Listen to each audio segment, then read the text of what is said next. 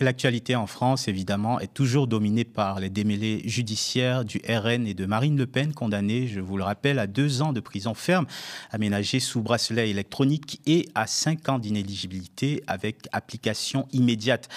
La déflagration de cette peine, qui devrait être jugée en appel l'année prochaine, a éclipsé un autre dossier tout aussi embarrassant pour le parti d'extrême droite, Jordan Bardella, présenté à tort ou à raison comme le plan B du RN, va devoir lui aussi répondre à des accusations de détournement de fonds publics et recel, ainsi que de faux et usage de faux, ainsi que d'escroquerie.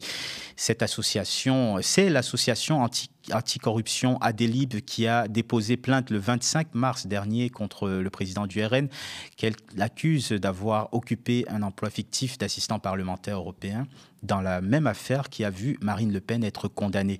Maître Jérémy Afan-Jacquard, l'avocat de l'association Adélib, est notre invité. On décrypte avec lui cette nouvelle affaire qui pourrait contrarier les plans présidentiels du Rassemblement national. Bonsoir, Maître Jérémy Afan-Jacquard. Bonsoir monsieur, bonsoir à tous. Alors je le disais, avocat, vous êtes avocat au barreau de Paris et donc je le disais, avocat de l'association anticorruption Adélib. Pouvez-vous tout d'abord nous dire plus précisément ce qui est reproché à Jordan Bardella dans cette affaire ? Ce qui est reproché à Jordan Bardella, c'est un faisceau de preuves qui ont été dévoilées par Tristan Berthelot de Libération. Il y a un certain nombre d'éléments qui ont été apportés par Libération, qui sont notamment des agendas qui ont été achetés en 2018, mais qui sont datés de 2015, ou encore des revues de presse qui ont été faites a posteriori, qui ont été signées de la main de Jordan Bardella. Et ces éléments montrent qu'il y a une volonté de dissimulation, potentiellement, d'autres délits qui ont été commis. Jordan Bardella, donc visé, pourquoi ce cas n'a pas été examiné dans le procès des assistants parlementaires qui vient d'aboutir, on le sait, à la condamnation de Marine Le Pen ? Il y a 2 versions, une officielle, une officieuse. La version officielle, c'est que les montants qui ont été détournés, qui sont de l'ordre de 11 000 euros, auraient été trop faibles pour constituer quelque chose d'assez important dans tout le dossier tentaculaire du Rassemblement national et du Front national. Vous avez vu les sommes qui font l'objet aujourd'hui des condamnations de Marine Le Pen et autres. Ça, c'est la version officielle. L'autre version, qui à mon avis est très valable, c'est que précisément ces dissimulations qui auraient pu être entreprises, à savoir le carnet, les revues de presse, etc., ont certainement conduit les autorités d'enquête et de poursuite peut-être de croire qu'un véritable travail avait été fourni par Jordan Bardella et donc de ne pas donner suite à l'enquête. Alors qu'en réalité, Jordan Bardella n'a pas été accrédité, donc il n'a jamais pu entreprendre un travail au sein du Parlement européen. Vous avez tenté, vous ou l'association Adélib, de confronter Jordan Bardella face à ces faits depuis que vous en avez eu Notre travail n'est pas un travail ni de policier ni d'enquêteur. Ma mission est d'alerter le parquet parce que, vous voyez, il y a le travail de la presse qui est fait. Donc Tristan Berthelot a fait un travail remarquable. Mais ce n'est pas non plus ni du travail des journalistes d'avertir le parquet, ni forcément du travail du parquet de revenir à chaque fois sur les revues de presse et de savoir exactement ce que les journalistes ont fait. Donc il manque un maillon dans cette chaîne qui sont des associations anticorruption et puis des avocats dévoués qui rapportent les éléments dévoilés à la presse et les donnent au parquet. Donc le parquet mènera l'enquête comme il doit le faire.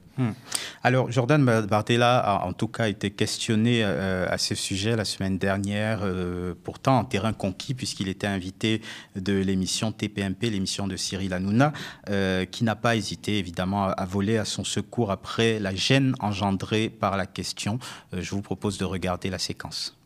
Pourquoi vous avez signé vos agendas ? Qu'est-ce qu'il y a ? Si ce n'était pas pour les remettre à la justice, pourquoi vous avez signé vos agendas ? Qu'est-ce que vous racontez ? On n'entend pas, Je ne comprends pas ce que vous dites là, franchement. Je disais... Non, mais c'est pas une interview de Thomas Guénolé. Non, mais je pose la question. Pourquoi vous avez signé vos agendas si ce n'était pas pour les remettre à la justice ? Juste, Thomas Dans Guénolé. l'affaire des emplois fictifs, j'ai pas compris ça. Vous signez vos agendas, vous ? Dans l'affaire des emplois fictifs ? Oui, Non, mais- au Parlement européen. Oui, je ne suis pas concerné par l'affaire. Si, il y a une pièce qui vous concerne. Et ma question, c'est pourquoi vous avez signé vos agendas ?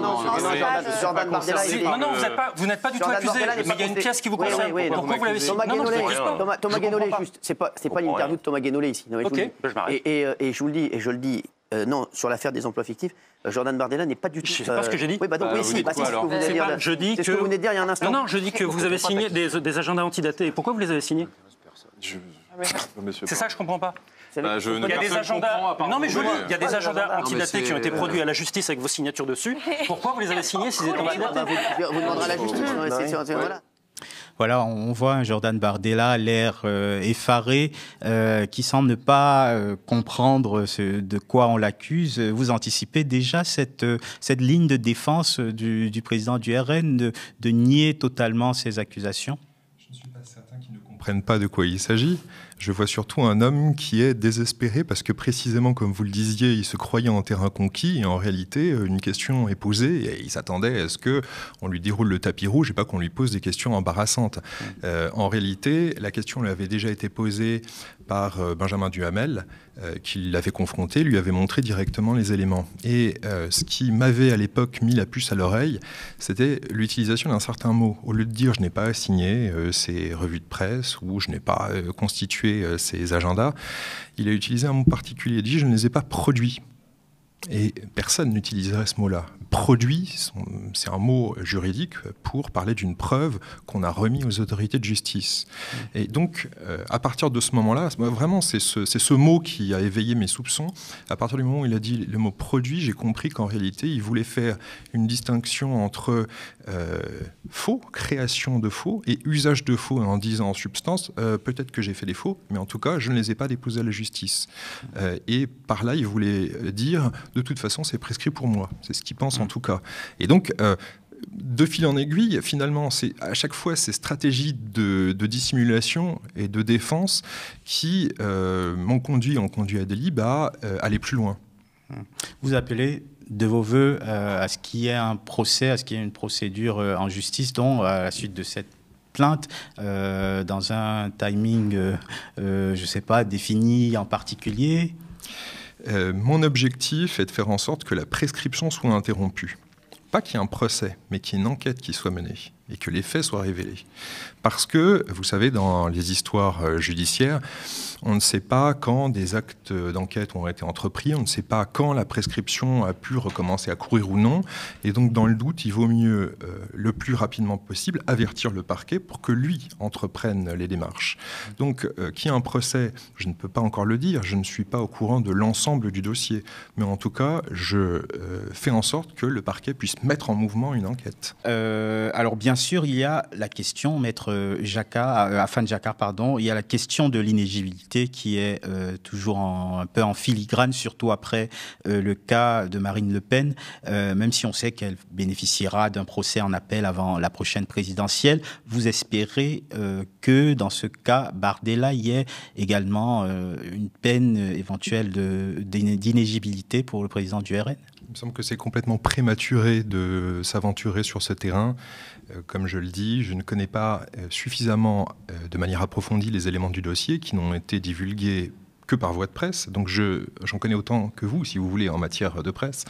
La seule connaissance que j'ai supplémentaire, c'est la possibilité pour moi de qualifier juridiquement les faits qui ont été rapportés par voie de presse et, comme je vous l'ai dit, de les rapporter au parquet. Donc parler aujourd'hui d'une inéligibilité pour Jordan Bardella pour la présidentielle me semble complètement prématuré. Mais les faits reprochés pourraient éventuellement entraîner cette qualification. Absolument. Donc ce sont des faits qui, s'ils étaient avérés, pourraient entraîner des peines qui seraient lourdes. On a vu ce qu'il en a été dans le procès de Marine Le Pen et de ses complices. En l'occurrence, oui, si les faits étaient avérés, tout à fait, ils seraient susceptibles d'être inéligibles. Mais encore une fois, on n'en est pas là. Alors une condamnation ferait en tout cas tâche pour Jordan Bardella, qui déclarait pas plus tard que l'année dernière qu'il faudrait un casier judiciaire vierge pour tout candidat du RN. C'était sur le plateau de BFM TV. On regarde. Pour bien comprendre comment vous choisissez ceux qui travailleront à vos côtés si vous devenez Premier ministre, puisque vous nous avez confirmé que vous avez toujours envie de l'être. Est-ce qu'il faudra un casier vierge désormais pour être candidat du Rassemblement national? Mais c'est toujours la politique que nous avons suivie. À la différence près que quand les faits ont 30 ans, eh bien certains ne figurent pas sur le casier judiciaire. Et donc il y a des gens qui, par duperie, dissimulent un passé qui n'a pas été affiché sur le casier judiciaire en question. Donc Ne pas avoir de condamnation à son casier judiciaire est pour moi une règle numéro 1 lorsqu'on souhaite être parlementaire de la République. Maître Afan Jacquard, on a envie de lui dire chiche et de commencer par appliquer cette règle à Marine Le Pen en attendant son cas personnel. Non mais elle est dingue cette séquence, honnêtement. Alors je la connaissais pas, mais elle est complètement dingue parce qu'en plus il parle de dissimulation. Il reproche aux autres hommes politiques de dissimuler des délits. Alors que là, précisément, faire des carnets qui sont antidatés et des revues de presse signées qui sont des faux, ça serait des techniques de dissimulation, certes grossières, mais ce sont des techniques de dissimulation qui rentrent exactement dans le cas qu'il dénonce. Ce double discours est assez incroyable. Alors je ne sais pas si c'est de la bêtise, un sentiment d'immunité complète ou une volonté de dissimulation en dénonçant auprès d'autres ce qu'on fait soi-même. C'est complètement fou, je trouve, cette séquence. Que nous dit cette affaire et la précédente, celle qui vient de livrer son verdict, du rapport du Rassemblement national à la question de la transparence des fonds, de la gestion des fonds publics? C'est davantage, à mon avis, un rapport de ces personnes à la chose publique à travers la presse. Parce que, depuis un bon bout de temps, vous le savez, il y a quand même une presse connivante qui déroule le tapis rouge, donc on n'a pas besoin de nommer Hanouna, on n'en parlera pas. Mais il y a quand même une presse très connivante qui leur déroule le tapis rouge, et donc ils ont finalement l'habitude de se retrouver en terrain conquis et de ne pas avoir à répondre aux questions. Et je ne doute pas que ce rapport très étrange de ces hommes politiques du Rassemblement national à la presse leur donne l'impression de ne plus avoir à rendre de compte et que finalement ce sont les autres hommes politiques qui ne bénéficient pas d'un tel marchepied qui eux doivent rendre des comptes. Il y a à mon avis un sentiment de différence complète de niveau qui justifie ce genre d'attitude. Alors, vous êtes donc l'avocat, je disais, de l'association Adélib, une association qui se présente comme de défense écologiste de la démocratie et des libertés. Pouvez-vous nous en dire plus sur cette association? Alors, c'est une association assez ancienne puisqu'elle a été déposée en 2015. Elle existe depuis 2015. C'est une association qui est petite, qui n'a pas d'agrément, contrairement à l'association Anticorps que j'ai représentée. Et qui a pour l'instant uniquement l'ambition de faire remonter les faits. Donc pas avec une aussi grande ambition, par exemple qu'Anticorps, qui va mener une enquête très poussée. Là, pour l'instant, on est dans l'ordre du rapport au parquet, du signalement. On verra ensuite si on doit augmenter en gamme. Alors, je vais un petit peu plus loin, parce que ce sont des reproches qui vous seront faits. L'association est présidée par la députée écologiste Léa Balaj El-Mariki.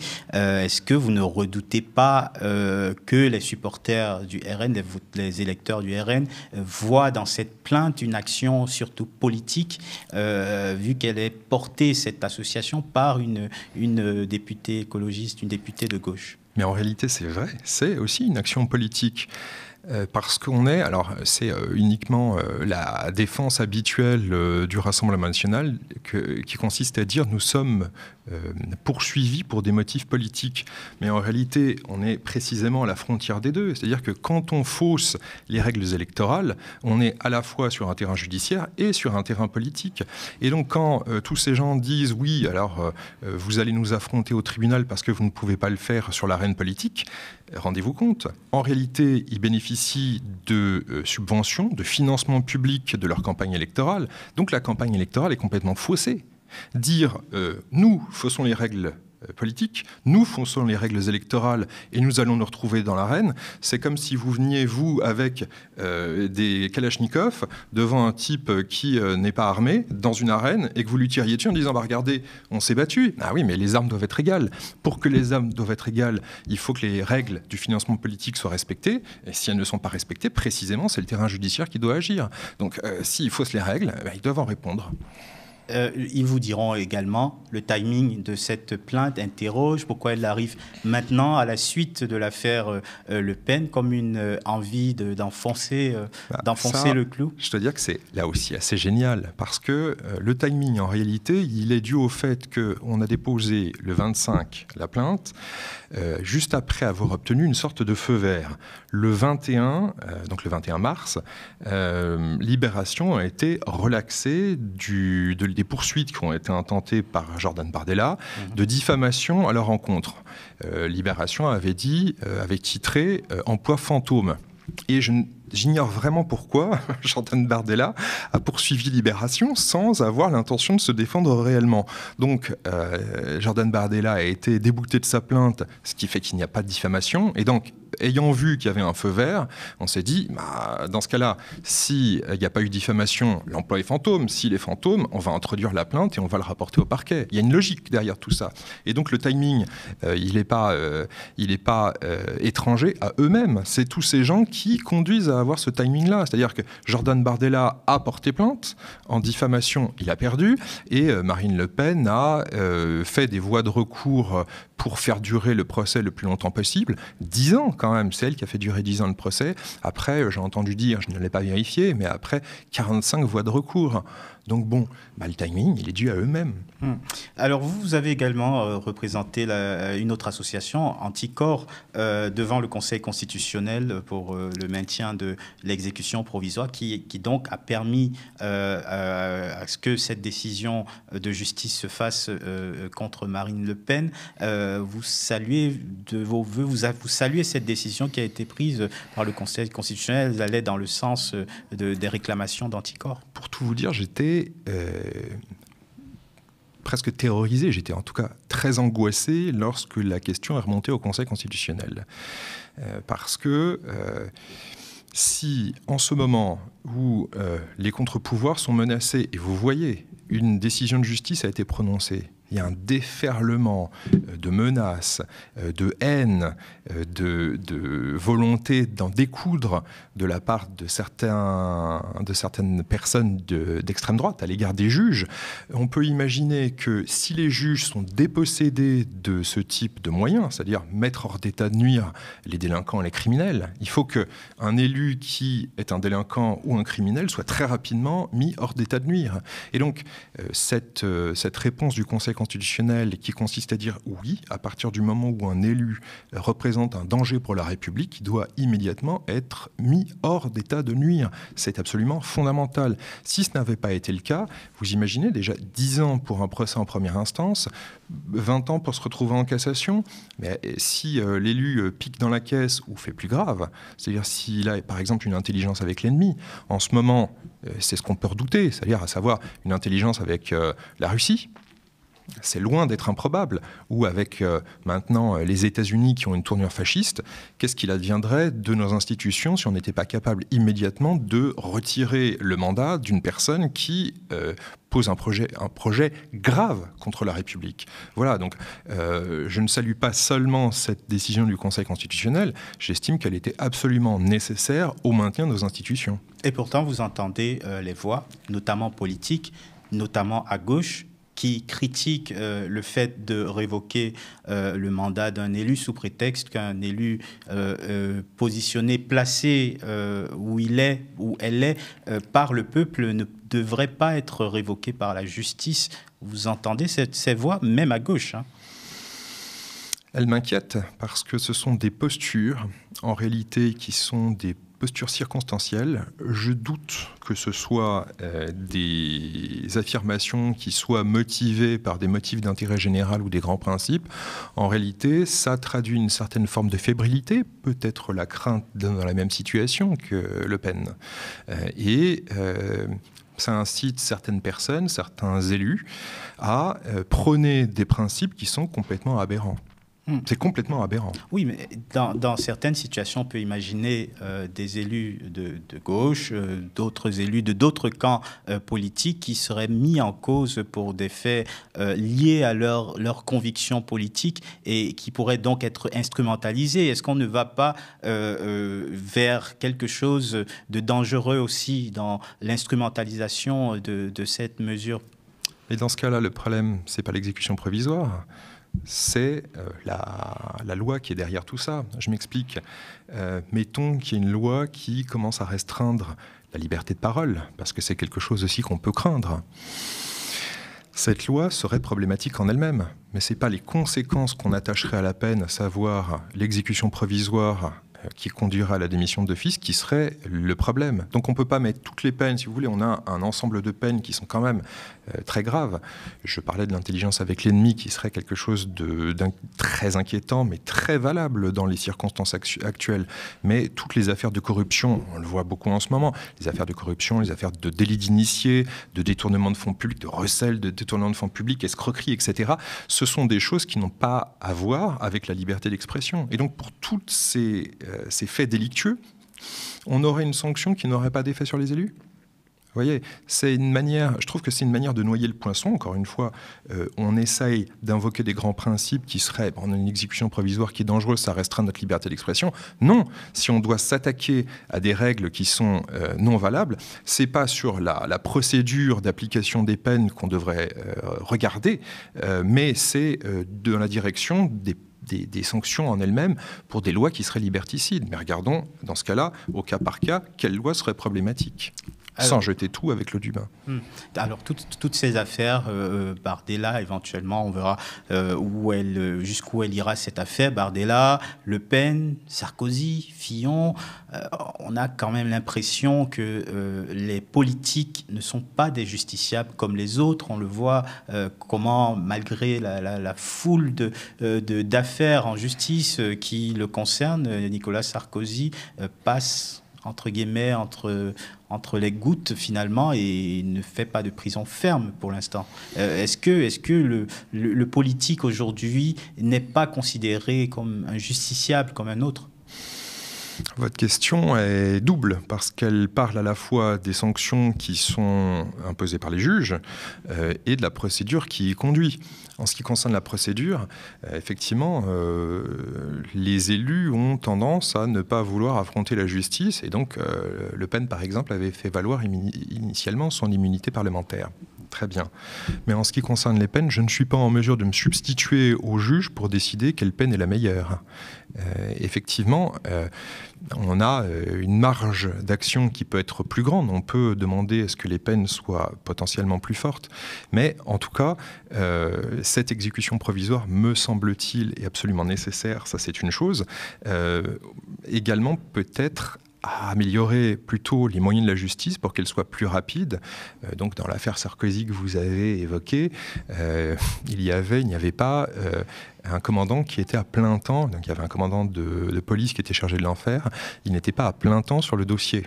Donc ça fait peut-être du bien également de se retirer la tête du dossier et d'en traiter d'autres. Mais ça montre l'absence de moyens consacrés à la lutte contre la fraude des élus, qui devient une fraude de plus en plus raffinée et pour laquelle on doit avoir des personnels suffisants. Donc si on doit regarder le meilleur moyen d'améliorer les choses, c'est peut-être aussi d'offrir aux autorités d'enquête et de poursuite les moyens suffisants matériels pour arriver à bon port plus rapidement. La question des moyens, c'est le problème principal de la justice aujourd'hui. On le voit que le Rassemblement national essaye de déplacer le curseur, le problème sur la justice qui serait tantôt trop sévère quand il s'agit du Rassemblement national, potentiellement politisé si on les écoute, ou trop laxiste quand il s'agirait de criminaliser, de traiter les délinquants lambda. Est-ce qu'il y a un problème général avec la justice en France ? Le problème, à mon avis, le problème aigu, comme je l'ai énoncé, c'est les attaques qui sont formulées à l'encontre des contre-pouvoirs. Donc pas seulement la justice, c'est l'ensemble des contre-pouvoirs. C'est-à-dire que, on le voit, le Rassemblement national avait pour idée aux législatives de supprimer l'audiovisuel public. Pourquoi ? Parce que ce n'est pas des chaînes de télévision. Alors, puis ils font passer à chaque fois le message que les chaînes de télévision publiques seraient des chaînes gauchistes, ce qui fait rigoler tout le monde quand même. Hein. Ou alors que la justice serait composée de juges rouges. Alors, on me les montrera quand même, ces juges rouges. Je ne les ai jamais rencontrés dans ma carrière, mais ils doivent quelque part exister. Ou alors des juges qui voudraient devenir des gouverneurs. Alors, on se demande bien comment, à travers une seule affaire dont ils héritent, qu'il aurait en plus donné par le parquet ou un juge d'instruction. Le juge, il ne peut pas se saisir lui-même d'un dossier. Les juges deviendraient des gouverneurs. C'est un truc complètement dingue. Donc c'est, à mon avis, si on doit regarder les inquiétudes qu'on doit avoir, c'est pas seulement celles que vous avez évoquées, mais à mon avis, les atteintes qui sont portées à l'ensemble des contre-pouvoirs. Et donc, je le redis, à l'encontre de la justice, il faut assurer à la justice son indépendance fonctionnelle et matérielle. Assurer, par exemple, l'indépendance du parquet, ça serait une chose qui, ça s'impose. J'ai été à l'époque également avocat de l'association Anticorps contre Jacques Chirac, et déjà à l'époque, la question du parquet se posait, puisque le parquet demandait la relaxe pour Jacques Chirac, qui a finalement été condamné. Mais c'en était caricatural. Et pour la presse. L'indépendance du parquet a questionné aujourd'hui, puisque c'est l'argument du Rassemblement national notamment. Ils ont raison de le dire, en tout cas. Et eux, de toute façon, ils font feu de tout bois. Donc ils disent que le parquet n'est pas indépendant, les juges ne sont pas indépendants. Le problème, c'est que leurs critiques sont complètement indissociées. Rien n'est bien à partir du moment où c'est contre eux. Mais quand c'est contre les autres, c'est toujours mieux. C'est le double discours habituel. Il ne faut pas s'y attarder trop longtemps. Mais en revanche, oui, il y a un véritable problème d'indépendance ou d'absence d'indépendance du parquet. Le parquet, et en particulier on le voit pour les affaires de corruption, devrait être complètement indépendant de la chose politique et de l'exécutif, surtout l'exécutif. Merci beaucoup, Maître Jérémy Afan-Jacquard, donc avocat de l'association Adélib, qui dépose plainte contre Jordan Bardella pour détournement de fonds publics, recel, faux, usage de faux et escroquerie. Merci à vous d'avoir suivi cette nouvelle édition de Au cœur de l'actu sur votre Freebox sur Molotov ou sur notre chaîne YouTube, le Média 24/7 et sur le mediatv.fr. N'hésitez pas à nous laisser un commentaire si vous nous avez regardé sur YouTube ou bien à nous envoyer un email si vous regardiez à la télévision. Si vous en avez les moyens, soutenez-nous, soutenez notre travail, le travail de journalistes indépendants des pouvoirs politiques et des forces de l'argent en allant sur lemediatv.fr/soutien. Bonne soirée et bonne suite des programmes sur le média.